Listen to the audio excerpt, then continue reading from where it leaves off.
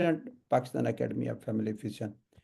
Before starting today's session, I will request Professor Rashid Saab to recite the Holy Quran. Over to you, Professor Rashid Saab. جزاك الله سر. أعوذ بالله من الشيطان الرجيم. بسم الله الرحمن الرحيم.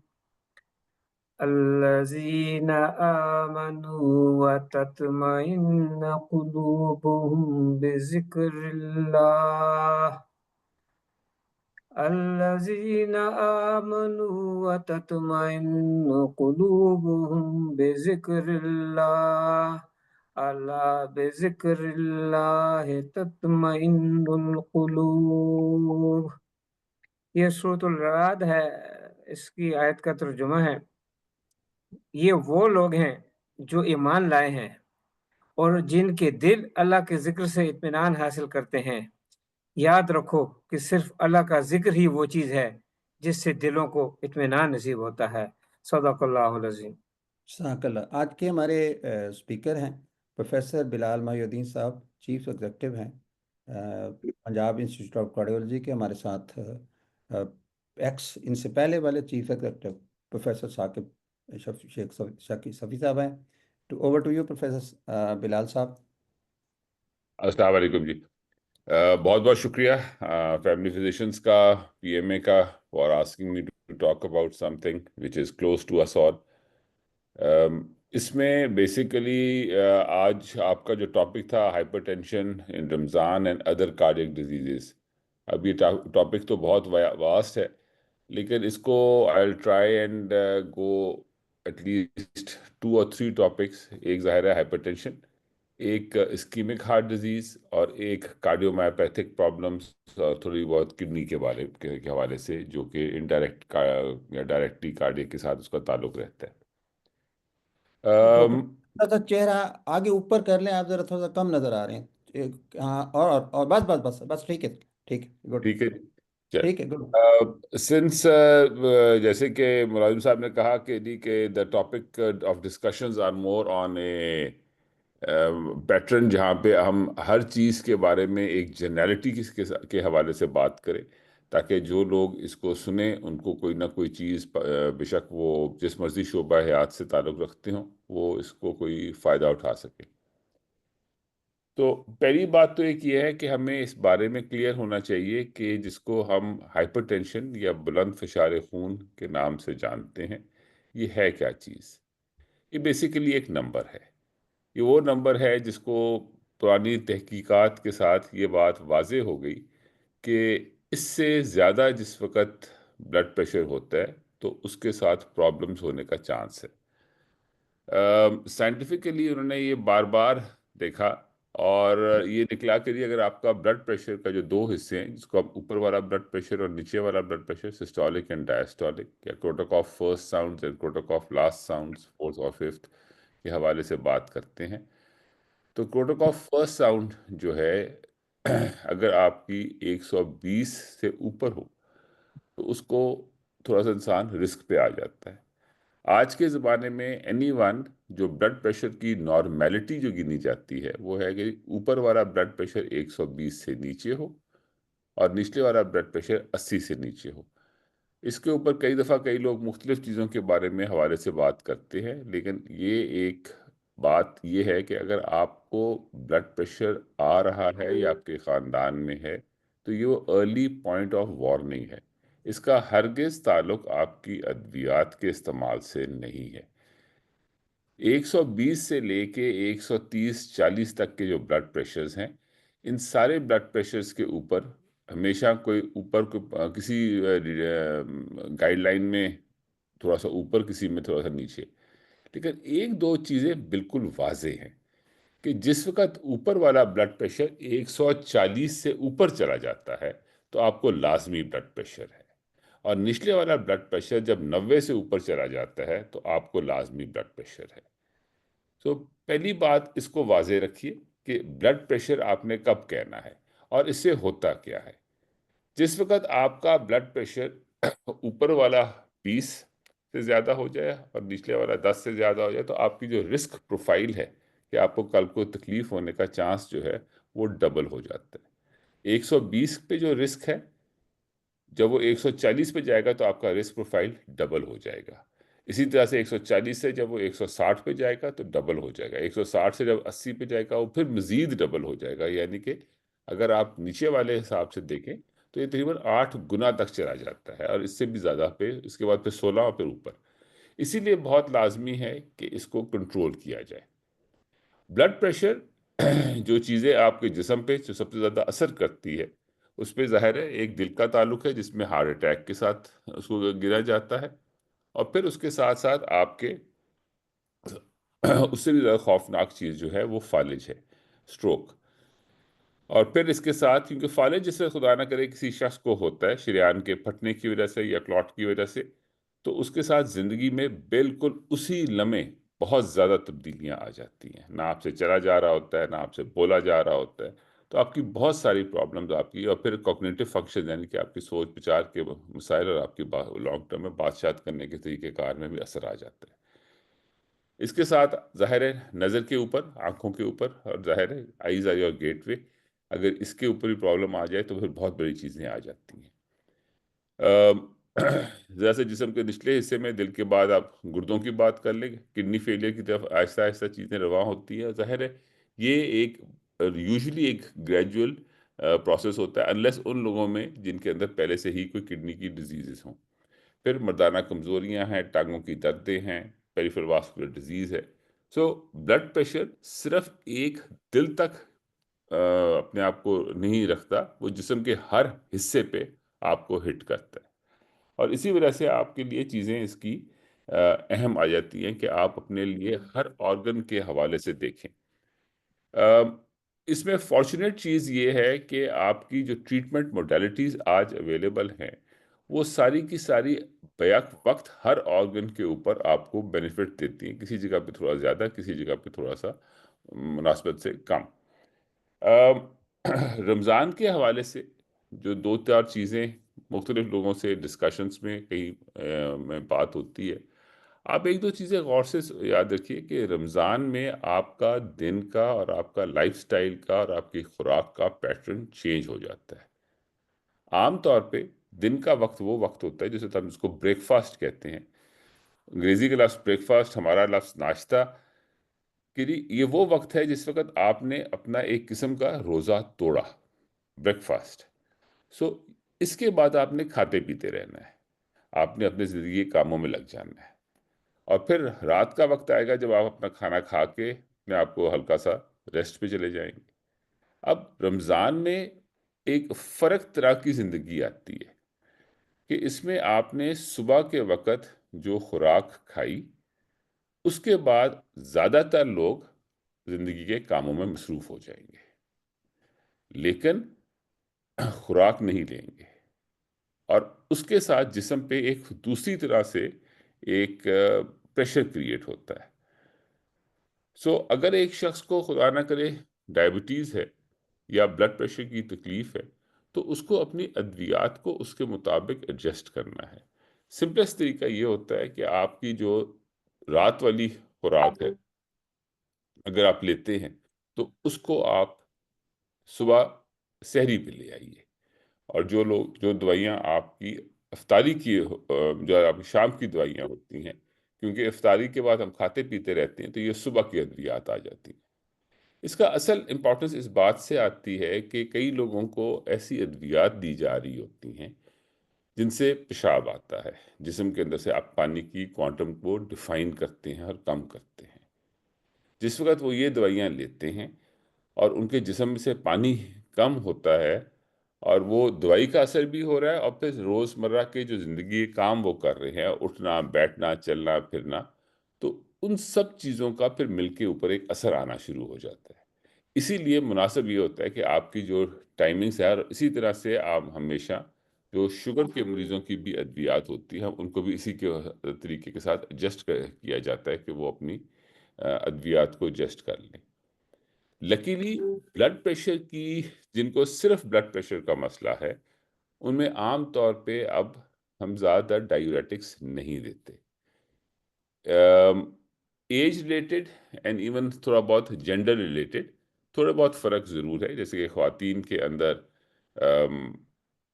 جو آپ کے کیلشیم چینل بلاکرز ہیں ایلڈرلی ایج میں وہ دے آر کنسیڈرڈ بیٹر. جوان لوگوں کے اندر ایس انہیبیٹرز اگر وہ ایس انہیبیٹرز ٹالریٹ نہ کریں تو A R Bs are considered better.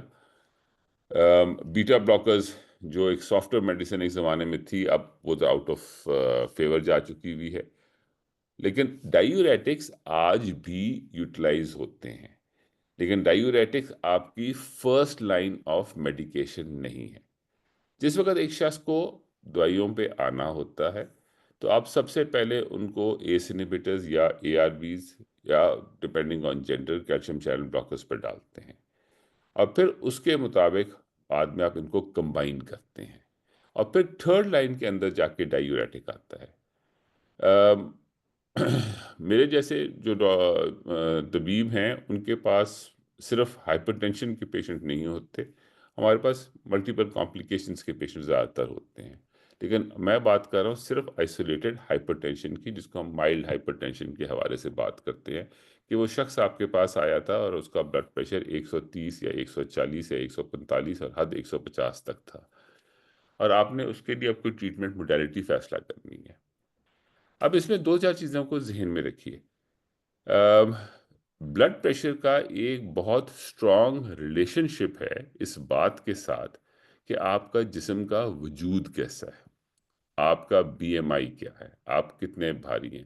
اس میں کوئی شک نہیں کہ کچھ لوگوں کو ان کے جینیٹک بیسس کے اندر اللہ تعالیٰ نے پروٹیکشن پرووائڈ کی ہوئی ہے، ان کا جو مرضی جسم بھاری ہو وہ پھر بھی کام چلتا رہتا ہے. لیکن کچھ لوگوں کا بلڈ پریشر جتنا میں ایک دم ویریشن آ جاتی ہے.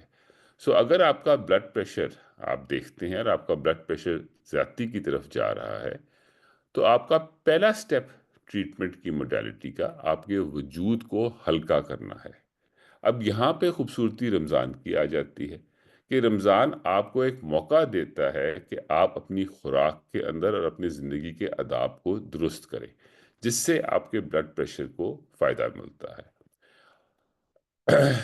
یہ جو ہمارے ہاں انفارچونیٹلی یا فارچونیٹلی جس طرح مرضی اس چیز کو لیا جائے، جس وقت افطاری کا وقت آتا ہے تو ایسا لگتا ہے کہ جیسے کہ نعوذ باللہ نعوذ باللہ نعوذ باللہ ہمارے جیسے کہ لکھا گیا ہے کہ اور تم پر میں نے سموسے اور پکوڑے فرض کیے اور تم پر لازمی ہے کہ تم اس طرح کی چیزیں کھاؤ، جبکہ ایسی ظاہر ہے چیز کوئی نہیں، چیزیں کوئی نہیں ہے. زیادہ تر وہی ہے کہ آپ ایک کھجور کے ساتھ اور تھوڑا سا پانی کے ساتھ یا کوئی مشروب کے ساتھ اپنا روزہ افطار کریں اور اس کے بعد اپنی خوراک کا اعتدال کریں.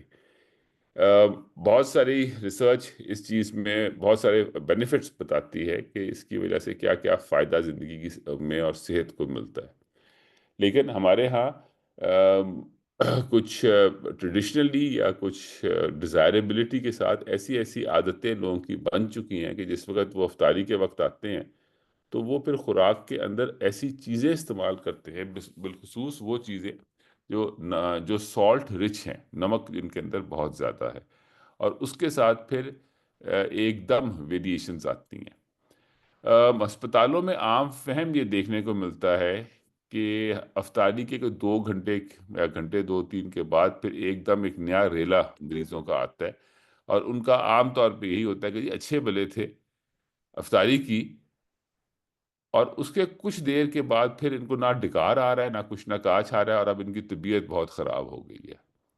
اور پھر وہ کوئی چیزیں انفارچونیٹلی وہ الٹیوں کی طرف چل پڑتے ہیں، یا خدا نہ کرے کسی کو کوئی دل کی طرف کی بھی تکلیف ہو جاتی ہے. تو یہ ساری چیزیں اگر آپ کو جو اصل حکم ہے وہ اعتدال کا ہے، اور پھر اب جب ہم اعتدال کے حکم سے ہٹ جاتے ہیں تو یہ چیزیں ہمارے لیے ایک مشکل پیدا کرتی ہیں. اچھا، اس کے ساتھ ساتھ ایک اور چیز جو کہ بلڈ پریشر کی ٹریٹمنٹ موڈیلٹی کو ہیلپ کرتی ہے وہ ہے ایکسرسائز. ایکسرسائز میں ہر قسم کی ہیں، لیکن جو سب سے زیادہ چیز دیکھی گئی ہے وہ آپ کی واک ہے. لیکن واک کا بھی ایک طریقہ کار ہے. یہ نہیں ہے کہ آپ پیٹ بھر کے واک کرنا چلے گئے، وہ غلط چیز ہے. واک کا وقت بیسیکلی خالی معدے کا ہے، اور اس میں جو سب سے اچھی چیز رمضان میں ہے کہ اگر آپ نے افطاری کر لی ہلکی اور اس کے بعد آپ نے تراویحاں وغیرہ پڑھ کے اس کے بعد آپ ایکسرسائز اور واک کے اوپر جائیں، تاکہ اس وقت آپ کا معدہ امید ہے کہ ہلکا ہو چکا ہوگا، اور آپ اس وقت آہستہ سے واک شروع کریں۔ واک کی ایک ڈیفائنڈ سپیڈ ہے۔ ایک اچھا چلنے والا شخص، ایک جو مناسب چلتا ہے، وہ تقریباً 1 کلومیٹر کا فاصلہ 10 منٹ میں طے کر سکتا ہے۔ میدانی علاقے میں، کشمیر کے علاقے کی بات نہیں کر رہا، وہ ظاہر ہے پہاڑی علاقے ہیں، اس میں کوئی پتہ نہیں، آپ اوپر کو جا رہے ہیں تو بہت سلو ہوگا، نیچے کو آ رہے ہیں تو بہت تیز ہوگا۔ 1 کلومیٹر کا فاصلہ میدانی علاقوں میں یا کشمیر کے بھی جو لیول ایریا ہے وہاں پہ آپ کو 1 کلومیٹر کا فاصلہ 10 منٹ میں طے کر لینا چاہیے۔ اگر ایک شخص کو کوئی جوڑوں کی تکلیف ہے یا کوئی اور پرابلم ہے تو وہ 10 کی بجائے 12، 14، 15 میں کرے، لیکن جس وقت آپ 15 سے اس کو زیادہ سلو ڈاؤن کر دیتے ہیں تو اس میں کوئی کارڈیک پریشر موومنٹ، کوئی اس طرح کی خاص جسم کے اوپر پریشر کریشن نہیں آتی۔ یعنی یہ کہنے کا مطلب یہ ہے کہ آپ کو لوگ ملیں گے جو کہیں گے جی کہ میں گھنٹے کی ہم واک کرتے ہیں، لیکن جب ان کو آپ چیک کر کے ان کا حساب نکالتے ہیں تو کہتے ہیں نہیں، ان کا پتہ چلتا ہے گھنٹے مشکل 2 کلومیٹر واک کی تھی۔ تو وہ اس طرح سے جسم کے اوپر پریشر کریٹ نہیں کرتا۔ یاد رکھیے کہ ایک تقریباً کوئی 4-5 سال کا بچہ بھی بڑے آرام سے 1 کلومیٹر کا فاصلہ 15 منٹ میں کر لیتا ہے، کہ وہ کوئی ایسی میجر نہیں ہے ظاہر، لیکن ظاہر ہے اگر جوڑوں کی تکلیف ہے، کوئی کمر کی پرابلمس ہے تو وہ سارا کچھ اپنی طرف ہے۔ لیکن میں زیادہ فوکس کر رہا ہوں ان جوان لوگوں کے حوالے سے، ان لوگوں کے حوالے سے جن کو اللہ تعالیٰ نے صحت باقی ساری ٹھیک رکھی ہوئی ہے اور اپنے بلڈ پریشر کو وہ ٹھیک کرنا چاہتے ہیں۔ اس لیے ایکسرسائز کریں۔ ایکسرسائز کے اندر جو منیمم ریکوائرمنٹس دی گئی ہیں وہ 30 منٹ ہفتے میں کم از کم 5 دن، 30 منٹ ہفتے میں کم از کم 5 منٹ یا 3 کلومیٹر کا فاصلہ۔ اس کو اگر آپ اس طرح سے سمجھ لیں کہ آپ کے لیے مناسب ہے کہ 30 منٹ بھی کریں پورے اور 3 کلومیٹر بھی پورے کر لیں، یعنی کہ جو لوگ سلو چل رہے ہیں وہ 3 کلومیٹر ضرور پورے کریں۔ اس کا فائدہ کیا ہے کہ آپ کا وہ ٹارگٹس اچیو ہوں گے۔ اس کو اتنا ایکسپلین کر دوں کہ یہ 30 منٹ کے جس وقت آپ 1 کلومیٹر چلتے ہیں تو تقریباً آپ کوئی ڈپینڈنگ آپ کے وجود کے اوپر کتنا بھاری ہے اور کس طرح سے ہے، یہ 50 اور کس سپیڈ سے آپ کرتے ہیں، یہ 50 سے لے کے 80 کیلوریز کے درمیان آپ برن کریں گے۔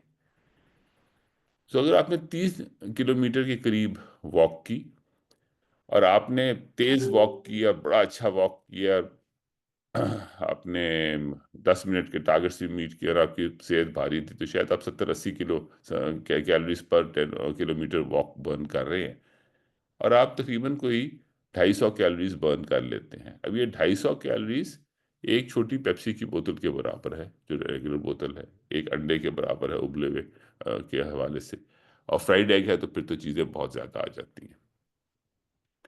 یہ خوراک کے حوالے میں بات یہاں پہ فرائیڈ چیزوں کے بارے میں چلی جاتی ہے ساتھ ہی، کہ فرائیڈ چیزوں کو ہم لوگ زیادہ اس لیے روکتے ہیں کہ اس میں ٹرانس فیٹس آ جاتی ہیں۔ یہ ٹرانس فیٹس پھر ایک علیحدہ پورا ٹاپک بن جاتا ہے کہ اس سے جسم کی صحت کے اوپر اور ابزارپشن اور آپ کی کوالٹی آف لائف کے اوپر فرق آتا ہے۔ لیکن اس کو اگر آپ بالکل سادے حساب سے لوگوں کو سمجھانے کے لیے یہ صرف فیکٹ یاد رکھیں کہ 1 کلو جو یا 1 گرام جو بھی ایک لیول کو آپ لے لیں، تو اگر آپ 1 کلو کیلورک کاؤنٹ کے حساب سے دیکھیں تو وہ 1 کلو گھی جو ہے وہ کیلورک کے حوالے سے تقریباً 2.25 کلو گوشت یا 2.25 کلو چینی کے برابر ہے۔ تو جس وقت آپ اپنی خوراک میں گھی اور تیل کو اتنا زیادہ رکھتے ہیں تو ان کو برن کرنے کے لیے بھی آپ کو اتنی زیادہ محنت کرنی پڑتی ہے۔ ظاہر ہے چھوٹی عمر کے لوگوں کو گروتھ ہوتی ہے، ان کا حساب فرق ہے، ایک شخص جو اسپیسیفک باڈی ٹریننگز میں ہے ان کا حساب فرق ہے، لیکن جب ایک شخص 21 سال سے اوپر یا 25 سال سے اوپر ایک نارمل زندگی میں آ چکا ہوتا ہے، وہ اپنی ریگولر ایکٹیویٹیز میں ہوتا ہے، تو اس کو اپنی ڈائٹ کو بھی اس کے مطابق ایڈجسٹ رکھنا چاہیے۔ ایک شخص یوزولی اپنی ڈیلی ریکوائرمنٹس میں 1200 سے لے کے 1800 کے اندر اندر کیلوریک ریکوائرمنٹ ہے اس کی۔ اب اپنے آپ اگر فوڈ لیبلنگ کو اگر آپ دھیان سے دیکھ سکیں تو اس کے اندر بھی یہ بڑے مزیدار طریقے سے چیزیں لکھی ہوتی ہیں کل پرسوں میں کسی جوس کے ڈبے کے اوپر کسی نے مجھے بڑے دھیان سے کہا کہ نہیں جی اس کے اندر تو صرف 50 کیلریز ہیں. تو میں نے کہا ادھر ڈبہ غور سے دیکھو تو اس کے اوپر صاف صاف لکھا ہوا تھا 50 کیلری پر 100 ml. ڈبہ تھا 250 ml کا. سو جس کو آپ نے کہا کہ اس ڈبے میں 50 کیلریز ہیں، انہوں نے صاف لکھا ہوا تھا 50 کیلریز پر 100 ml. تو جب آپ نے استعمال کیا 250 ml تو وہ پھر 50 کیلریز تو نہیں تھی نا، وہ تو آپ کے پاس 125 کیلریز آ گئی. تو اسی طرح سے یہ بہت ساری چیزوں کو فوڈ لیبلنگ کے حوالے سے ہمارے لیے دیکھنا لازمی ہے. جتنی بھی خوراکیں آپ کو ملتی ہیں جو کہ پری میڈ ہوتی ہیں، جیسے کہ چپس ہیں، آج کل یہ نوڈلز ہیں، بہت ساری اس طرح کی چیزیں ملتی ہیں، ان کے اندر یوزولی سالٹ کنٹینٹ ہائی ہوتا ہے. اور جس وقت آپ یہ خوراکیں استعمال کرتے ہیں تو وہ آپ کے بلڈ پریشر کو بھی تیز کرتی ہیں. یعنی کہ جس وقت آپ افطاری پہ بالخصوص جس وقت یہ چیزیں استعمال کریں گے تو اس سے آپ کے بلڈ پریشر جو کہ ایک ریگولر پیٹرن میں بھی تھوڑا سا سلو ڈاؤن ہو جائے گا. اس وقت آپ ڈالیں گے تیزی کے ساتھ تو ایک دم بلڈ پریشر کو شوٹ اپ ہو سکتا ہے اور اس کے ساتھ آپ کے لیے پرابلمس کریٹ ہو سکتی ہیں. یہاں پر ایک دو چیزیں خاص طور پہ مینشن کرنی مناسب ہوں گی. بلڈ پریشر جس وقت شوٹ اپ کرتا ہے تو اس کو ہم نے کس انداز سے دیکھنا ہے. ایک بلڈ پریشر کو شوٹ اپ کرتے وقت اس میں ارجنسی کہا جاتا ہے اور ایک کو ایمرجنسی کہا جاتا ہے. ارجنسی وہ چیز ہے جہاں پہ آپ کو یہ بتایا جا رہا ہے کہ جناب اب معاملے گڑبڑ کی طرف رواں دواں ہیں، اس کو فوراً کچھ کرو. اور دوسری طرف ایک ہے ایمرجنسی کہ اب آپ کو کسی ہسپتال میں اور طبیب کے پاس جا کے وہاں پہ اپنا پراپر علاج کرنا ہے. اب یہ کون سی چیز ہے جو کہ ایمرجنسی ہے اور ارجنسی ہے؟ اس میں بالکل سمپلسٹ طریقہ سمجھنے کا اس طرح سے ہے کہ اگر آپ کو صرف چیسٹ میں ڈسکمفرٹ ہے اور وہ کوئی ای سی جی میں پرابلم نہیں ہے اور لانگ ٹرم میں دیکھ لیا کہ بھئی اس میں کوئی انزائمز بھی نہیں ہے اور اس طرح کی، تو وہ ابھی ارجنسی ہے. لیکن خدا نہ کرے اگر ای سی جی میں گڑبڑ آ گئی ہے، پرابلمز آ رہی ہیں، سانس میں دقت بڑھ رہی ہے، سینے کا دباؤ ایک بہت زیادہ حد پہ جا چکا ہوا ہے، تو وہ ایمرجنسی ہے. یعنی کہ جس وقت بلڈ پریشر کی زیادتی آپ کے زندگی کے کو اثر کرنا شروع ہوتی ہے تو وہ ایمرجنسی کی طرف موو کر جاتی ہے. جو دو جگہوں پہ بلڈ پریشر کی ایمرجنسی بہت ظالم طور پہ ہٹ کرتی ہے، ایک ظاہر ہے ہارٹ اٹیک کی صورت میں کرتی ہے اور دوسرا اس سے زیادہ خوفناک فالج کی صورت میں ہٹ کرتی ہے. فالج کے اندر بھی اگر آپ کا جس وقت آپ ہسپتال پہنچتے ہیں تو اس میں سب سے پہلے لازمی ہے کہ آپ کا سی ٹی اسکین کر کے دیکھ لیا جائے. سی ٹی اسکین کے اوپر اگر شریان کا پھٹنا ہے تو یعنی کہ اس میں اوز آ گیا ہے تو اس کے آپ کا علاج کا طریقہ کار بالکل بدل جاتا ہے. اور جبکہ اگر آپ کو وہاں پہ صرف کلاٹ ہوئی گیا ہے اور وہاں پہ اسکیمک ایونٹ ہوا ہے تو اس میں فرق ہے، کیونکہ جب وہ بلیڈنگ ہو گئی ہے تو آپ نے بلڈ تھنرز نہیں دینے، اور اگر بلیڈنگ نہیں ہوئی تو پھر آپ نے بلڈ تھنر دینے ہیں. آج کل کے زمانے میں اب شکر ہے پاکستان کے اندر بھی دوائیاں اویلیبل ہیں جن کو ٹی پی اے وغیرہ کہا جاتا ہے، جو جتنی جلدی دیا جائے. ہارٹ کے اندر بہت سارا مسئلہ ہے، دماغ کے اندر اتنے نیورونز بھی ہیں، لیکن کتنی جلدی وہ دوسرے کا ہیلپ کے لیے کھڑے ہو سکتے ہیں وہ بات فرق ہے. اگر آپ کا ایک موٹر ایریا مین انوالو ہو گیا ہے اور اس کو آپ نے ہیلپ آؤٹ نہیں کی، آپ کا ایک اسپیچ ایریا انوالو ہو گیا ہے اس کو ہیلپ آؤٹ نہیں کی، تو وہ پرابلم آپ کے لیے لازمی ہے. تو سی ٹی اسکین کے بعد فوراً آپ کا یہ بلڈ تھنرز آپ کو دیے جاتے ہیں جس کو ٹی پی اے کے نام سے وہ مشہور ہے. پنجاب حکومت نے اس کے لیے کافی کوشش کی ہے یہاں پہ، اور پروفیسر قاسم بشیر نے بھی یہاں پہ اس کو پورے کو لیڈ کرتے ہیں اس پروگرام کو، تاکہ یہ چیزیں لوگوں کی آگاہی میں جائیں. اور راولپنڈی انسٹیٹیوٹ آف کارڈیالوجی میں ایک پروفیسر عاصم صاحب ہیں، وہ ان چیزوں کو کافی پش اپ کر رہے ہیں کہ جی لوگوں کی یہ ٹریٹمنٹ موڈیلٹیز میں چیزیں انٹروڈیوس کی جائیں. لیکن اس میں سب سے بڑا کام یہ ہے کہ یہ پہلے طبیب جس کے پاس بھی وہ مریض جائے اس کو اس بارے میں کلیئر ہونا چاہیے. اس میں ٹائم بام چل پڑتا ہے. ٹائم بام سے مطلب یہ ہے کہ جتنی تیزی سے علاج ہوگا اتنا جلدی اور اتنا پورا فائدہ ملے گا. اور تقریباً 3.5-4 کوئی حد سے 5 گھنٹے تک بھی کہتا ہے، کوئی ریکرنس کے بعد میں بھی کہتا ہے، اس کے بعد اس طرح کا بینیفٹ اویلیبل نہیں رہتا۔ ہارٹ اٹیک کے اندر آن دی ادر ہینڈ ہارٹ کا مسل تھوڑا سا زیادہ ریزیلینٹ ہے دماغ کے نیورونس کے مطابق، تو یہ تھوڑا سا زیادہ فائٹ کر لیتا ہے۔ کچھ لوگوں میں، ہر شخص میں نہیں، کچھ لوگوں میں یہ بھی کافی ویک ہو جاتا ہے۔ سو اسی لیے آپ کو ریپڈلی آف ٹریٹمنٹ یعنی کہ ایمرجنسی ٹریٹمنٹ کی طرف جانا پڑتا ہے۔ خدا نہ کرے کسی کی آنکھ کی شریان پھٹ جائے یا کسی کا کوئی کڈنیز کی پرابلم آ جائے تو اس میں پھر بھی کچھ ٹائم مل جاتا ہے، لیکن جس وقت خدا نہ کرے کسی کو فالج ہوتا ہے یا کسی کا ہارٹ اٹیک کا مسئلہ آتا ہے تو اس میں پھر وہ معاملے گڑبڑ ہوتے ہیں۔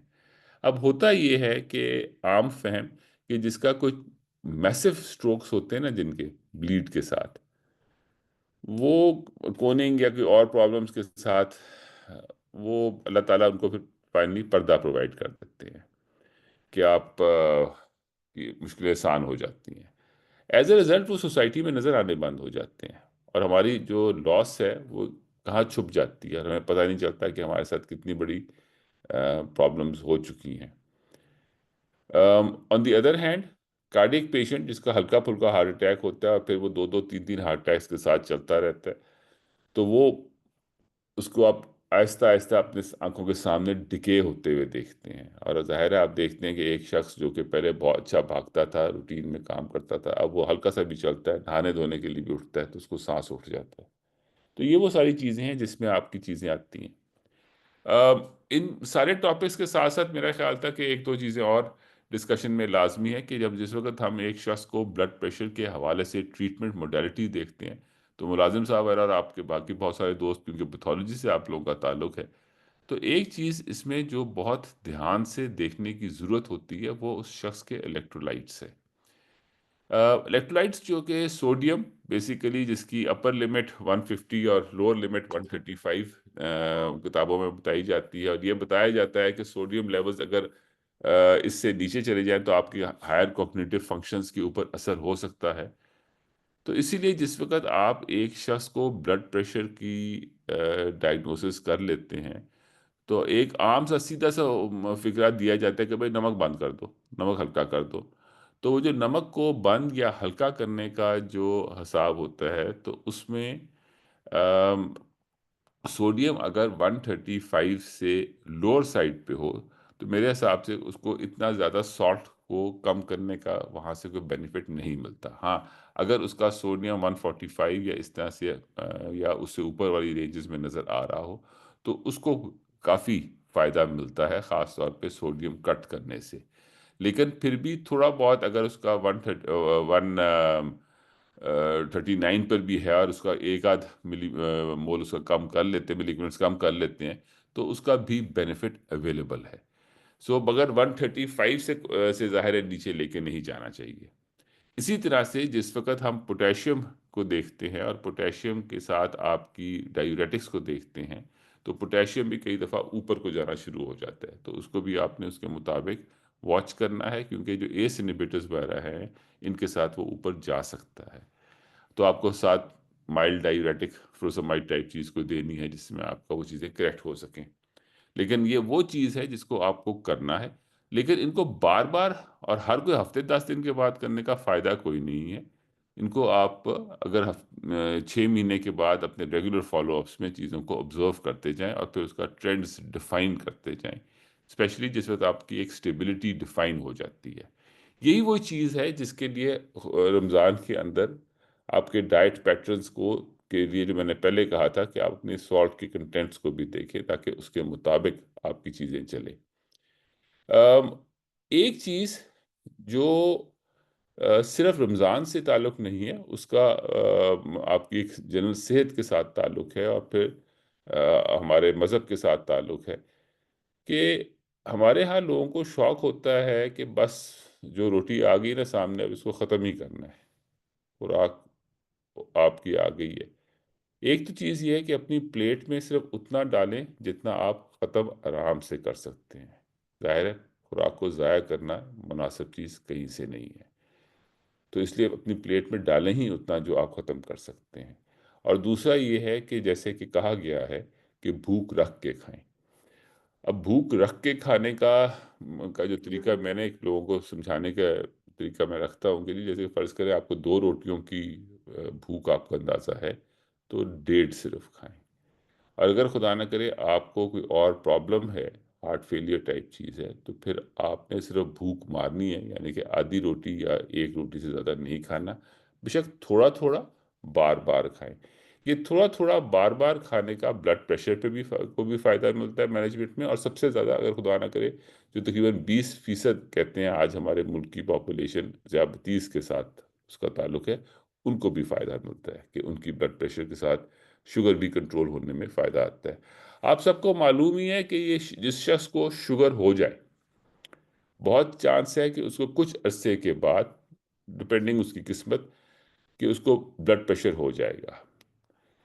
سو بیسیکلی اس بات کا یہاں سے پوائنٹ یہ ہے کہ یہ جو بلڈ پریشر ہوتا ہے اس میں کون کون سے آرگنز جس وقت آپ کی انیشل ایویلیویشن ہو رہی ہے اور پھر رمضان کے حوالے سے بھی جب آپ سارا کچھ دیکھ رہے ہیں تو ان کے ٹیسٹنگ لازمی کروا لیں. تھائرائڈ ایک چیز ہے جس کو لازمی چیک ہو جانا چاہیے. آپ کا لازمی ہے کہ اس کے ساتھ کڈنیز کی ایویلیویشن ہو جانی چاہیے، اور آپ کی باقی جسم کی صحت کے حوالے سے بھی چیزوں کو ایویلیویٹ ہو جانا چاہیے، انڈوکرائنس کی جتنی بھی چیزیں ہیں. سو بلڈ پریشر صرف ایک کارڈیالوجی کا منصب نہیں ہے. اس کے اندر کوئی کڈنیز والے وہ اپنے آپ کو کہتے ہیں، انڈوکرائن والے اپنے آپ کو کہتے ہیں، اور ظاہر ہے ان سب کا جو باپ ہے میڈیسن وہ اپنے آپ کو کہتا ہے کہ جی اصل میں تو یہ ہماری بیماری ہے. اصل حقیقت یہ ہے کہ یہ ایک انسان کو تکلیف ہے، اور اس تکلیف سے کل کو پرابلمز اس کے جسم میں آنی ہوتی ہیں، تو اس کو آپ نے کنٹرول کرنا ہے. بلڈ پریشر کے ساتھ جو اوپر میں ابھی فی الحال یہاں پہ بات روکتا ہوں. مجھے ایک ضمیر نقوی صاحب کا ہاتھ اٹھا ہوا نظر آتا ہے، انہوں نے کوئی بات پوچھنی ہے، اور اس کے بعد پھر ہم اینڈ پہ کریں گے سر، آپ کر لیجیے، اینڈ پہ ہم وہ کریں گے سر کوشچن آج. ڈسکشن میں لے کے جانی ٹھیک ہو گیا. اچھا سو جس وقت ہم نے یہ تو ہمارا ایک موٹا موٹا نظریہ ہے بلڈ پریشر کے حوالے سے کہ آپ نے رمضان میں اپنے آپ کو کس طرح سے رکھنا ہے. ایک خوراک کو کنٹرول کر کے استعمال کریں. جو آپ کی ادویات ہیں بالخصوص اگر اس کے اندر ڈائیوریٹکس ہیں تو اس کو افطاری کے اوپر رکھیں. اپنی ایکسرسائز اور واک کو اس بہانے سے نہ بند کریں کہ آپ روزے میں ہیں یا کسی اور میں ہیں. ایکسرسائز کا بہترین وقت ان لوگوں کے لیے جو تراویحیں ادا کرتے ہیں تراویحوں کے بعد کا ہے، اور جو لوگ تراویح ادا نہیں کرتے ان کے لیے اور زندگی کی مصروفیات ہیں، تو وہ اپنے لیے تقریباً خوراک کے 2 گھنٹے کے بعد اس وقت ضرور کریں. یہ ایک روٹین کی چیز ہے، آپ کی صحت کو صحیح رکھنے کے لیے چیز ہے جو آپ کو کرنی چاہیے. اور رمضان میں اگر آپ 7 دن کر لیں تو اس سے بہتر کیا چیز ہے. 5 دن نہیں، اس سے بھی اوپر کر لیں. جتنی بھی کریں اتنا فائدہ ہے. تھوڑی کریں گے تو بھی فائدہ ہے، اور اگر کھل کے کریں گے زیادہ کریں گے تو زیادہ فائدہ ہے. یاد رکھیے ایک ہمارے ہاں ایک لوگوں کا ایک عام فکرہ ہوتا ہے کہ جی ہمارے خاندان میں تو لوگ ہوتے ہی صحت کے بھاری ہے. آپ کے خاندان میں لوگ زیادہ بھاری اس لیے ہوتے ہیں کہ آپ کے ہاں آپ کے کہتے ہیں نا diabetes and hypertension runs in our family. تو اس کی ایک وجہ یہ ہے کہ no one runs in your family. آپ لوگ ورزش بھی نہیں کرتے، آپ لوگ ہر وقت بیٹھے رہتے ہیں. آپ کو ارد گرد عموماً ایک خواتین کے بارے میں آپ کو ایک سوال آتا ہے کہ جی اماں کچھ نہیں کھاتی مگر پھر بھی ان کا وزن بڑھ جاتا ہے.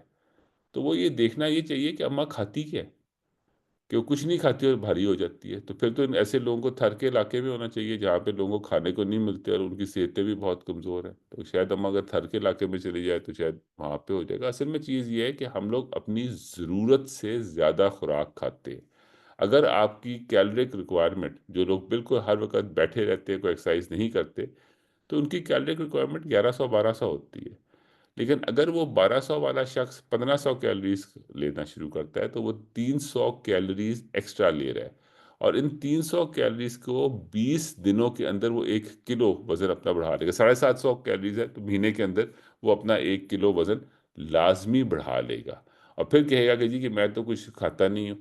اور اصل میں آپ کی خوراک اور اس کا ایک بڑا سمپل سا ایک طریقہ یہ ہے کہ آپ اگر کبھی ان علاقوں میں جائیں جیسے کہ جہاں پہ ٹرکوں کی لوڈنگ ہوتی ہے، تو وہ جو بچے ٹرکوں کے اندر سامان لوڈ کرتے ہیں نا، ان کی صحت کبھی دیکھیں بالکل پتلے پتلے کانگڑی کانگڑی سے ہوتے ہیں، لیکن کبھی ان کو کھانا کھاتے ہوئے دیکھیں نا، وہ 8 8 10 10 روٹیاں کھا جاتے ہیں. کیوں؟ کیونکہ ان کا ہاضمہ، ان کی خوراک کی برننگ اتنی زیادہ ہوتی ہے، وہ اس کو استعمال کر سکتے ہیں، جبکہ دوسرے لوگ اس طرح سے نہیں چل پاتے. سو اسی لیے اپنی خوراک کو اس کے ساتھ لیبلنگ کریں. اب میں تھوڑا سا ٹاپک یہاں سے ہٹا کے بلڈ پریشر کی جو ایک کمپلیکیشنس ہیں، یعنی کہ ہارٹ اٹیک، اسکیمک ہارٹ ڈیزیز کی طرف جاتا ہوں. اسکیمک ہارٹ ڈیزیز کے لیے ہمارے 4 میجر رسک فیکٹرز گنے جاتے ہیں. اس میں سب سے اوپر ظاہر ہے ذائبٹیز، یعنی کہ ڈائبٹیز میلائٹس کا ذکر آتا ہے.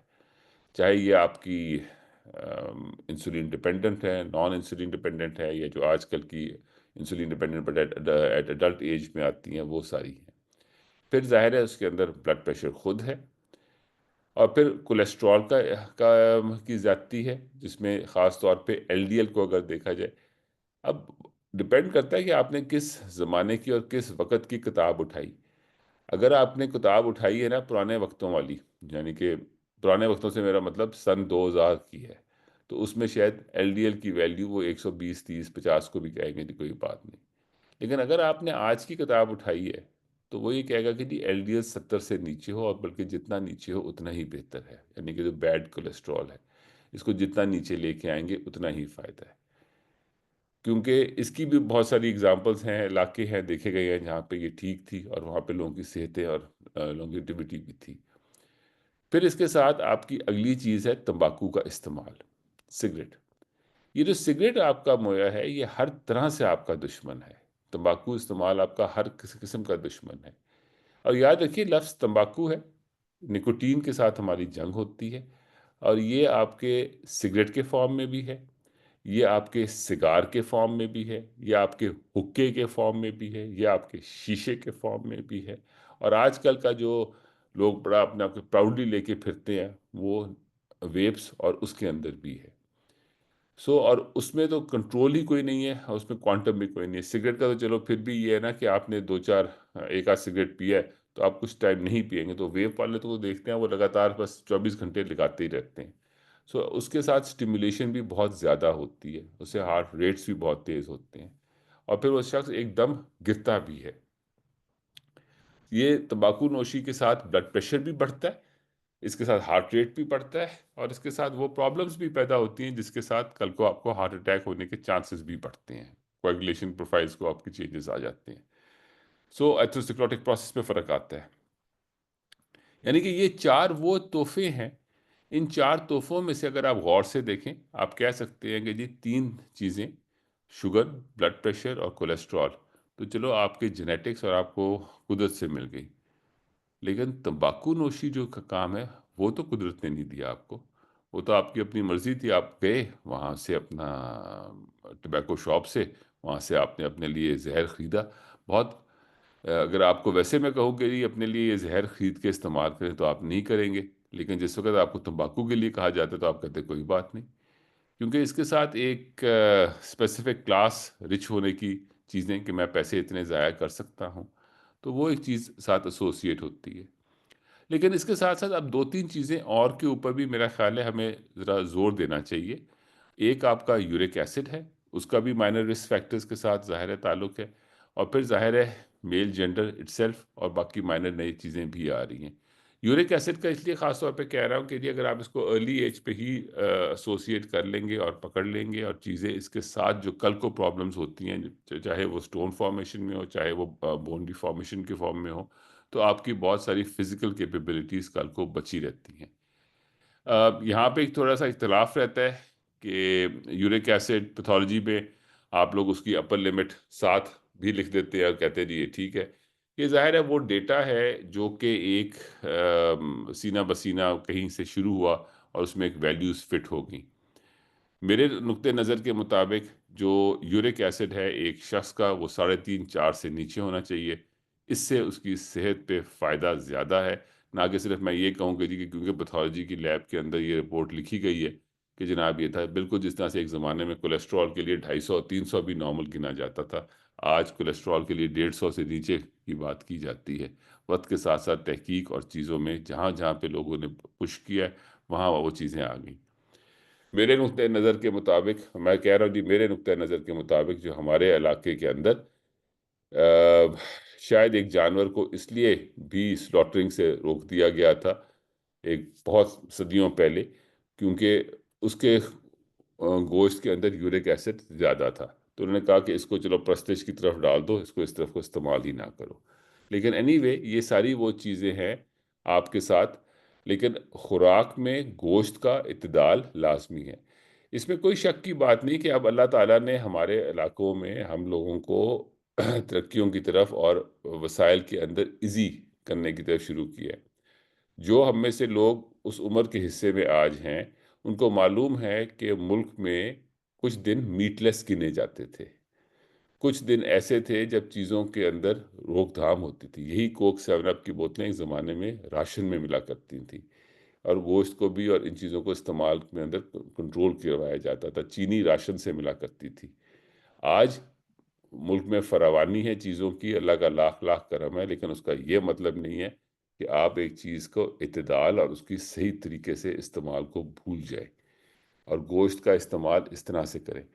جو چیز ہمیں سب سے زیادہ تنگ کرتی ہے گوشت کے اندر، وہ اس کا ڈیپ فرائیڈ نیچر ہے، جو برگر پیٹیز اور اس طرح کی چیزیں آتی ہیں۔ ہاں، اگر آپ کے اپنے گوشت کے اندر سے آپ اس کی چربی صاف کر لیں اور ایئر فرائر یعنی کہ ابال کے اور اس طرح کے طریقوں سے استعمال کریں تو وہ آپ کے لیے بہتر ہے۔ آپ کو بھی معلوم ہے کہ یخنی اور اس طرح کی چیزوں میں کافی صحت میں فائدہ ملتا ہے اور چیزیں ہوتی ہیں، لیکن اس کو کرنے کا، اس کو بنانے کا طریقے میں محنت بہت درکار ہوتی ہے، اور آج کل کے زمانے میں کوئک فکس کی باتیں کی جاتی ہیں، اور کوئک فکس کے اندر وہ چیزیں نہیں ہوتی، اور ہم جا کے ریڈی میڈ چیزیں لے کے آتے ہیں۔ پھر وہ ریڈی میڈ چیزوں کے اندر وہ پریزرویٹیوز اور ہائی سالٹ کنٹینٹ ہوتا ہے، جو کہ آپ کی صحت کو فائدہ دینے کی بجائے آپ کو الٹا نقصان دینے کی طرف چل پڑتا ہے۔ آپ دیکھیے تو صحیح کہ جس وقت آپ یہ جو آج کل کے زمانے کی کمپلیکس ڈائٹس کھاتے ہیں تو کتنے لوگ اب کب کر کے اپنا ڈکاروں کی فارم میں مسئلوں میں رہتے ہیں، اور جتنا لوگ سافٹ اور سمپل ڈائٹس پہ رہتے ہیں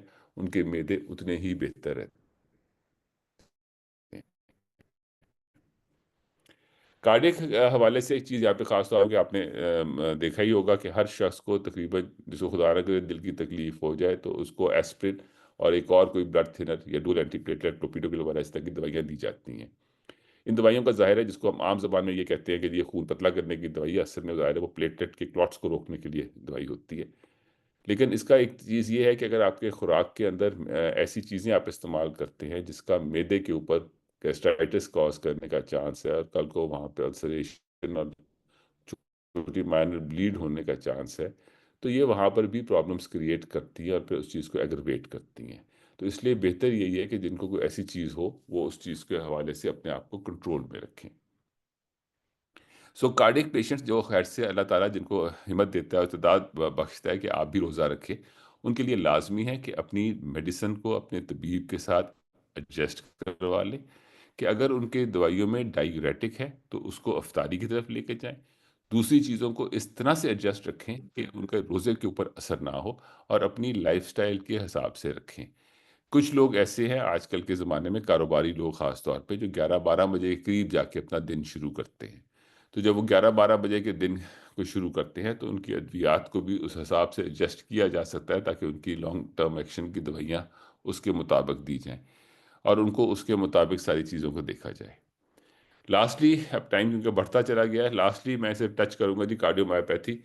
یہ کارڈیومائیوپیتھی وہ تکلیف ہے، چیز ہے جس کو آج کل کے زمانے میں مختلف حساب سے تقسیم کیا گیا ہے۔ ایک وہ جس میں ہارٹ کا فنکشن جو ہے پرزروڈ ہے، یعنی کہ ایجیکشن فریکشن مور دین 50% ہے، اور ایک وہ ہے جس پہ ہارٹ کا فنکشن ریڈیوسڈ ہے، یعنی کہ 40% سے نیچے ہے، اور ایک وہ لوگ ہیں جن کا ہارٹ فنکشن مڈ رینج ہے، یعنی کہ 40 اور 50 کے درمیان میں ہے۔ جو لوگ جن کا ہارٹ فنکشن ریڈیوسڈ ہے ان کے لیے لازمی ہوتا ہے کہ نارملی ان کی خوراک میں ایک ڈائیوریٹک انٹروڈیوسڈ ہوتا ہے، تو اس ڈائیوریٹک کو بھی آپ مینیج کریں۔ ہائی کوانٹم کی ڈائیوریٹک جو ہے اس کو افطاری کے بعد پہ رکھیں، اور رات کی عبادات میں 1 یا 2 دفعہ اگر آپ کو وضو کرنا پڑ جاتا ہے تو وہ آپ ہی کی صحت کے لیے بہتر ہے. جیسے کہا جاتا ہے کہ وضو آپ کو ایک موقع ملتا ہے کہ آپ کے جسم کے اندر سے وہ ہر چیز کو آپ کو صاف کرنے میں اور آپ کی غلطیوں کو بھی صاف کرنے میں فائدہ دیتی ہے. تو اس لیے وہ بھی ایک آپ لوگ مجھ سے زیادہ اس چیز کے بارے میں سمجھدار ہیں اور آپ بتا سکتے ہیں کہ جی کہ وضو کے فوائد میں کیا کچھ ہے. وہ آپ کو ایک موقع ملتا ہے، لیکن اس لیے اس چیز کا حساب رکھیں کہ کوئی ایسی بات نہیں ہو گئی کہ اگر آپ نے عشاء کی نماز کے فرض ادا کر لی ہیں اور اس کے بعد آپ کو تازہ وضو کی ضرورت محسوس ہو گئی ہے تو تازہ وضو کریں. اللہ تعالیٰ آپ کی عبادات کو قبول کرے. اور اسی طرح سے جو پیشنٹ جن کو یہ ڈائیوریٹکس کا ایشو ہے وہ اپنی جن کو کارڈیومائیپیتھی ہے یا جن کا لو ایجیکشن فریکشن ہے وہ اپنی ایکسرسائز کو بھی اس کے حساب سے رکھیں اور اپنے وجود کو بھی ہلکا رکھیں. وجود کو ہلکا رکھنے کے لیے ایک مختلف پیمانے اویلیبل ہیں. سمپل فیتے کے ساتھ آپ اس کی گرتھ میجر کر لیتے ہیں، ہپ ویسٹ ریشوز دیکھ لیتے ہیں، ہپ کو صرف دیکھ لیتے ہیں، بی ایم آئی کو دیکھ لیتے ہیں. لیکن ایک بڑا سمپل سا طریقہ ہے جس سے آپ اپنے بارے میں خود فیصلہ کر سکتے ہیں کہ یار بغیر کسی ڈاکٹر کے، بغیر کسی فیتے کے، وہ ہے کہ اپنے آپ کو صبح نہانے دھونے کے بعد اس سے پہلے کہ آپ کپڑے زیب تن کریں اپنے آپ کو ذرا شیشے میں ٹیڑھا ہو کے دیکھیں. اگر آپ کا پیٹ سینے سے آگے ہے تو اس کا یقیناً مطلب ہے کہ آپ کا وجود زیادہ ہے. اور اگر آپ کا سینہ آگے ہے اور وہ پیٹ پیچھے ہے تو پھر آپ کچھ حد تک بہتر ہے، چاہے یہ مرد ہو چاہے عورت ہو. پیٹ پیچھے سینہ آگے، اسی سے آپ کے لیے ایک صحت کے حوالے سے ظاہر ہے خواتین کے حوالے سے اس میں ایک بالکل سمپل سی چیز ہے کہ اس کا تعلق یہ نہیں ہے کہ وہ زچگی کے دنوں میں ہو. زچگی کے دن ایک فرق بھی ہے کہ سینہ آگے پیٹ پیچھے، اور یہی طریقہ ہے. اگر ہم لوگ اب کچھ لوگ ہیں جو کہ اس طرح سے بات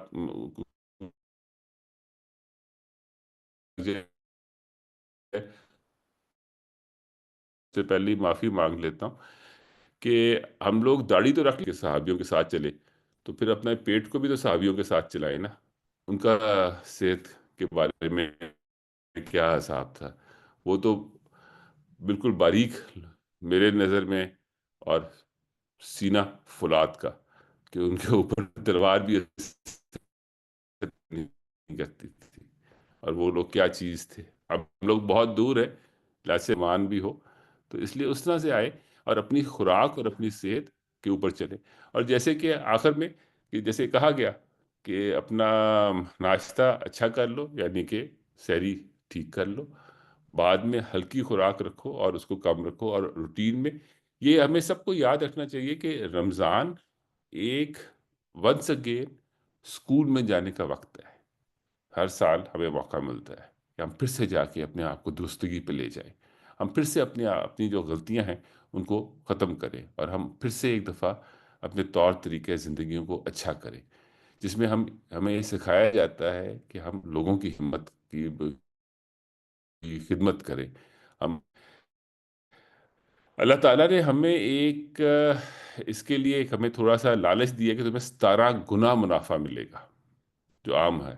میرا تو خیال ہے کہ اللہ تعالیٰ ہر وقت ہی آپ کو 17 گنا منافع دیتے رہتے ہیں. آپ نیت رمضان کے اندر ہی نیت کر لیں. ہر کسی کا اپنے علماء کا اپنا سوچ کا طریقہ ضرور ہے، لیکن آپ کو کیا 12 مہینے روٹی چاہیے یا آپ کو صرف 1 مہینے روٹی چاہیے؟ ظاہر ہے 12 مہینے آپ کو خوراک اور آپ کو اللہ تعالیٰ کی رحمتیں چاہیے. تو آپ اپنی رحمتیں جو اللہ تعالیٰ آپ کے تھرو لوگوں کو بانٹتا ہے، یاد رکھیں یہ آپ کی چیز نہیں تھی، آپ ہی نے لوگوں کو بانٹنی تھی. آپ ہی کا یہ فرض تھا کہ آپ کو اللہ نے دی تاکہ تم یہ خیر لوگوں کو دو، اور تمہیں اس کی اللہ تعالیٰ نے توفیق عطا کی. تو ہمیں اس بات کی کوشش کرنی چاہیے کہ ہم جو علم، جو سمجھ بوجھ، جو زندگی کے طور طریقے درستگی رمضان میں کرتے ہیں اس کو ہم آگے بھی لے کے چلتے جائیں تاکہ یہ ہمارے زندگی کا ایک حصہ بن جائے. اور اسی میں اللہ تعالیٰ نے برکتیں رکھی ہیں اور بہتریاں رکھی ہیں. میرا خیال ہے اس کے ساتھ میں اب بات کو ختم کرتا ہوں تاکہ اب مجھے جو سوالات پوچھنے جائیں تو اس کے اوپر ڈسکشن کر سکیں. جزاک اللہ پروفیسر بلال. آپ کے جانے سے پہلے کویشچن آنسر سے پہلے میں پروفیسر ثاقب صاحب ایکس چیف ایگزیکٹو آپ پنجاب انسٹیٹیوٹ آف کارڈیالوجی ہیں. ایک مایہ ناز قسم کے کارڈیولوجسٹ ہیں ماشاءاللہ. آج کل اپنی ریٹائرمنٹ میں بھی اپنی مصروفیات کی زندگی گزارتے ہیں. پروفیسر ثاقب صاحب. Thank you, Professor Nazim, and thank you, Bilal, for a wonderful sort of summary. It was something beyond very well covered topic. I'm sorry, वही बात है, मैं अपनी ये problem fix नहीं कर सका. I hope everybody can, all the colleagues can. Yes, we are hearing you. We are hearing you. पहली बात तो ये है कि with due regards, this webinar is about 22 days at least late, because this webinar should have taken place before Ramadan. Before Ramadan. हाँ कि भाई हम अगर मेरे पास पहली रमजान को या उससे भी 4-5 दिन पहले एक पेशेंट आउट पेशेंट में आता है, क्लिनिक में आता है, जहाँ कहीं भी मिलता है, इंशाल्लाह सर जिंदगी रही आपकी और हमारी अगले साल पहले शुरू करेंगे इंशाल्लाह. It was just so पहली बात तो ये है कि टॉकिंग अबाउट किस कार्डियक पेशेंट को रोजा नहीं रखना चाहिए, हम यहाँ से स्टार्ट लेते हैं, because we are very much emotional about all our ibadat, including सौम, और हम ये भूल जाते हैं कि हमारे दीन में बड़ी नरमी है, बड़ी गंजाइश है कि जो लोग रोज़ा नहीं रख सकते उनके लिए भी, जैसे मुसाफिर है, उनके लिए भी रास्ते हैं, तरीके हैं. तो पहली बात तो ये है कि ये डॉक्टर पे बड़ा बहुत भारी बोझ आ जाता है कि जब एक मरीज पूछता है कि जी मैं रोज़ा रख सकता हूँ या नहीं रख सकता. तो देयर आर सर्टेन गाइडलाइंस जिसमें हाइपरटेंसिव पेशेंट को रोजे की तरफ नहीं जाना चाहिए. पहली बात तो वो पेशेंट आ जाते हैं नंबर 1 जिनका despite medication and despite all the doctors effort blood pressure अच्छा कंट्रोल नहीं है. They are already not with in the well controlled hypertensive reason. गाय बगाए उनकी रीडिंग्स तमाम दवाइयों के बावजूद फॉर वन रीजन अदर 140, 150, 90, 95 के इर्द गिर्द घूम रही हैं और अभी तक ब्लड प्रेशर अच्छा कंट्रोल नहीं है. इसी चीज को हम बाकी कार्डियक कंडीशंस पे भी ले जा सकते हैं कि अगर आपका तमाम तर मेडिकेशन के बावजूद एंजाइना अच्छा कंट्रोल नहीं है, आपका लेफ्ट वेंट्रिकल फेलियर अच्छा कंट्रोल नहीं है, तो सच पेशेंट शुड अवॉइड फास्टिंग. दूसरी बात ये है कि और बड़े वेरिएबल्स हैं कि आप फास्टिंग अलाउ करेंगे या नहीं करेंगे. उनमें एक बड़ा अहम वेरिएबल ये है कि जो बातें हम आज कर रहे हैं वो शायद 20-25 साल बाद जब दोबारा गर्मियों के रोजे आ जाएंगे, समर सीजन के 16-17 घंटे वाला रोजा आ जाएगा, 16 घंटे वाला, तो वो शायद उस वक्त ये बातें अप्लाई ना हो और आज और आने वाले 12-14 सालों में हो रही हैं.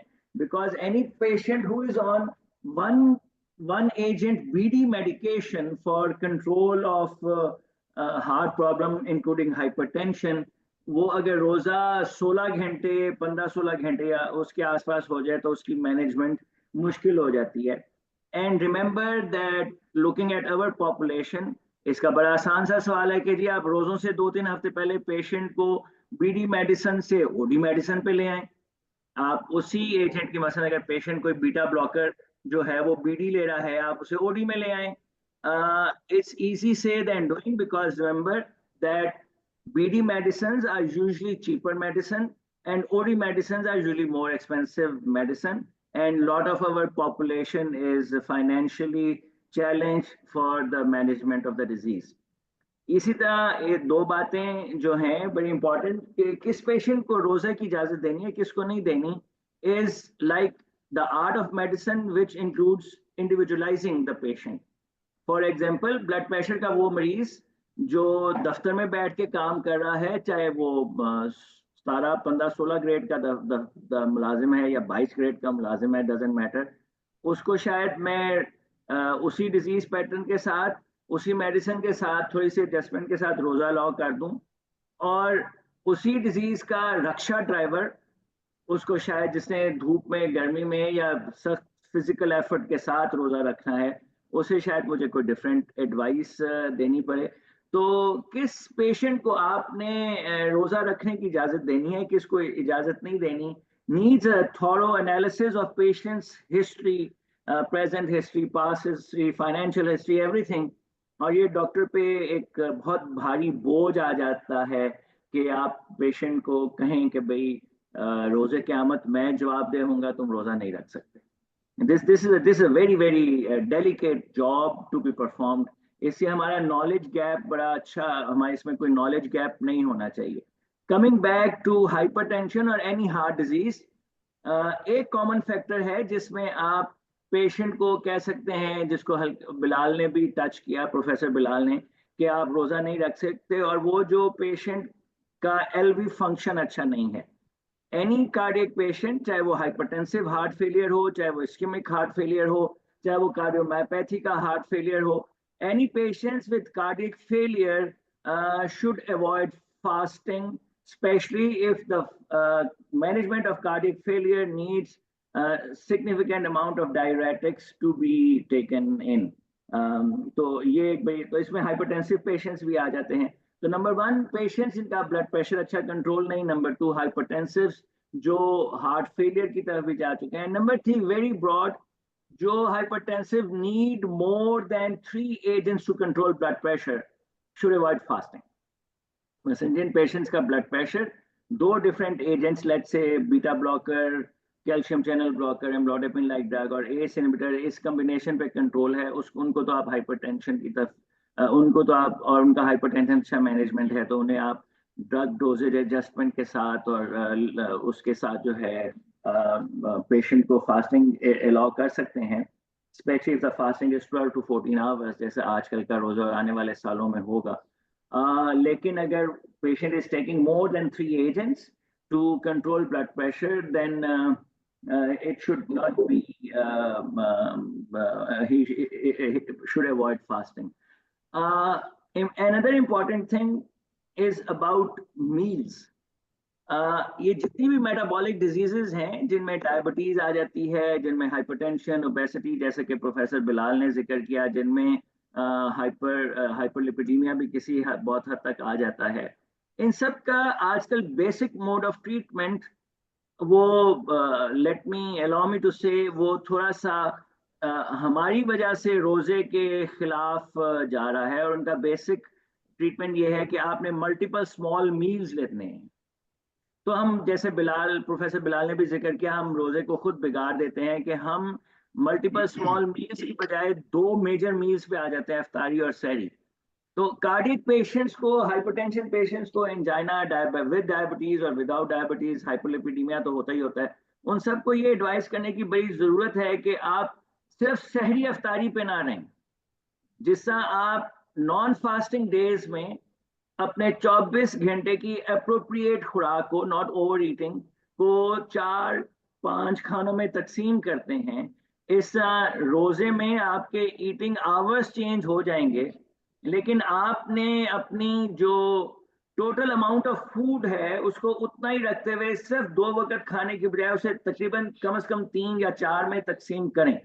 सो हल्की फुल्की इफ्तारी करके उसके 4 घंटे बाद, 3 घंटे बाद कोई हल्का सा डिनर कर लें. फिर हो सकता है कि आप कोई सोते वक्त एक स्नैक ले लें और फिर सुबह को सहरी में मुनासिब खाना खा लें. तो जो डिसिप्लिन रोजेदार है, अगर वो रोजा रख रहा है तो उसे भी ये चाहिए कि अपने 24 घंटे की खुराक को 2 मील्स में डिवाइड करने की बजाय 4 मील्स में डिवाइड करने की कोशिश करे. टोटल अमाउंट ऑफ फूड उतनी रखे which should not be in excess even if it's not Ramadan. तो रमजान में भी एक जो गलत अप्रोच बहुत से पेशेंट्स में हो जाती है वो ये है कि वो अपने 24 घंटे की खुराक को 2 मील्स में डिवाइड कर लेते हैं, which is very much against the medical advice for the management of all such health problems. They should be dividing their meals in 4 meals, उतनी constant amount रखते हुए.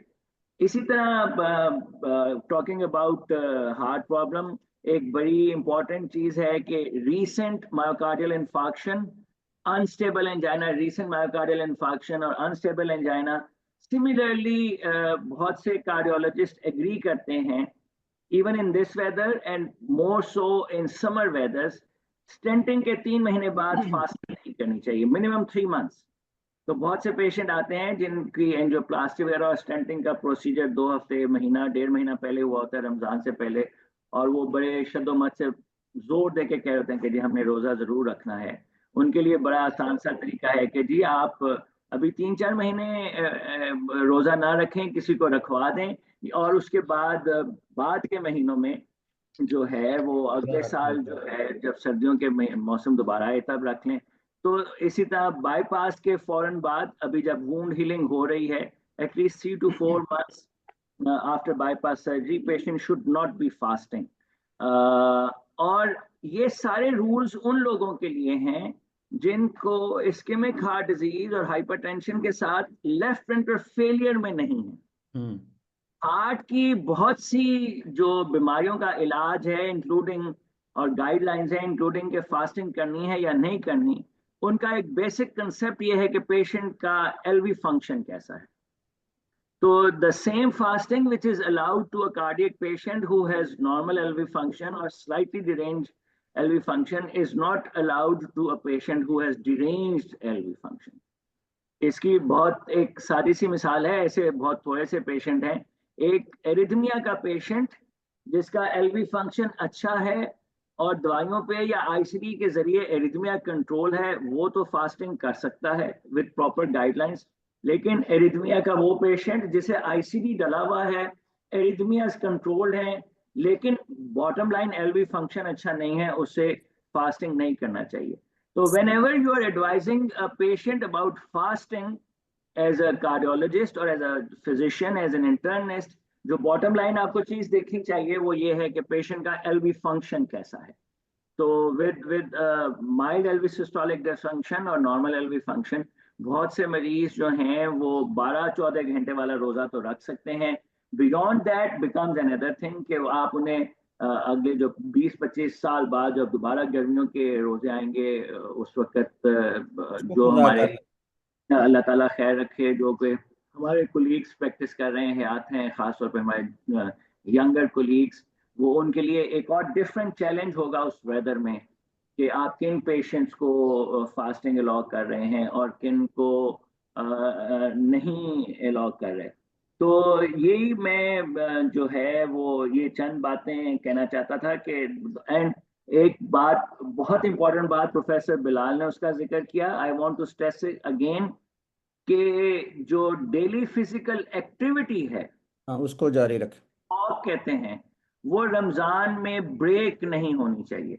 You may ask your patient कि उसको 50 to 70% cut down कर 50% cut down कर दें, 30 to 50%।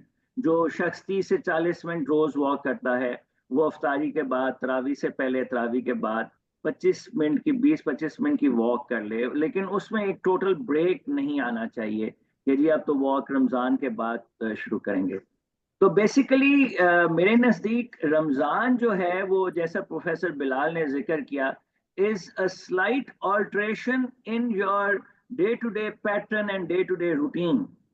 तो तमाम मेजॉरिटी ऑफ कार्डियक पेशेंट्स जो उस रूटीन उस पैटर्न को चेंज कर लें कि खाने का टाइम क्या है, खाने पीने का क्या नहीं है, उस पैटर्न की क्वांटिटी को चेंज ना करें, उस पैटर्न के रिदम को चेंज कर लें, they can fast, but whenever they go to the change in the quantum of that pattern, then it becomes a hard cardiac challenge. और एक और बड़ी इंपॉर्टेंट बात ये है, मैं नफली रोजों के पॉइंट ऑफ व्यू से कहना चाहूंगा कि कार्डियक पेशेंट्स को सिर्फ और सिर्फ जिनको अलाउ भी है फर्ज रोजों तक रिस्ट्रिक्ट रहना चाहिए। देयर आर स्टडीज शोइंग के अगर आप वो फास्टिंग के पॉइंट, रमजान के पॉइंट ऑफ व्यू से तो स्टडीज नहीं हुई, वो एक अब तरीका इलाज आ गया है बहुत सी बीमारियों का, सबको रिक्शू पता होगा, इंटरमिटेंट फास्टिंग, कि इतने बजे तक खाएं फिर कुछ भी ना खाएं और फिर दोबारा खा लें। और उसके बारे में भी स्टडीज आ गई हैं कि अगर आप ये लॉन्ग टर्म इस चीज़ को फॉलो करें तो बहुत से पेशेंट्स में कार्डियोवैस्कुलर इवेंट्स जो हैं वो सिग्निफिकेंटली इंक्रीज हो जाते हैं। तो रोज़ा जो कार्डियक पेशेंट्स को फर्ज रोज़ों तक रहना चाहिए, कुतिबा अलैकुमुस्सियाम कमा कुतिबा जो आपसे पहली नस्लों पे हुआ, जो नफली रोज़े हैं वो एंटायरली हेल्दी लोगों तक लिमिट कर दिए जाएं तो बेहतर है, उन्हें अपने फ़राइज़ अदा कर लेने चाहिए। I would like to stop here. Thank you very much. जज़ाकल्लाह। मुझे याद है कि एक दफ़ा प्रोफेसर साकिब और मैं वॉक कर रहा था जना गार्डन के अंदर, तो डॉक्टर साहब भी कर रहे थे, तो मुझे कहते हैं मुलाजिम कितना वॉक करते हो? मैंने कहा मैं इतना तो कर लेता हूँ। कहते हैं डबल कर लो इससे तो वॉक की अच्छा ऐसा है कि अब हम जाते हैं, बहुत सारे साथ खड़े हैं, प्रोफेसर बिलाल साहब और साकिब साहब आपकी तरफ आता हूँ कि सब